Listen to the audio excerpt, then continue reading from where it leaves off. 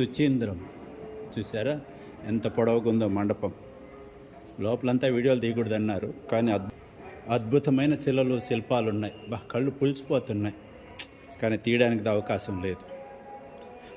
అయినా చూసారా, ఒక రాతి శిల్పంలో ఈ చెవులో పుల్ల పెడితే ఆ చెవులో నుంచి వచ్చేస్తుంది. అద్భుతం కదా.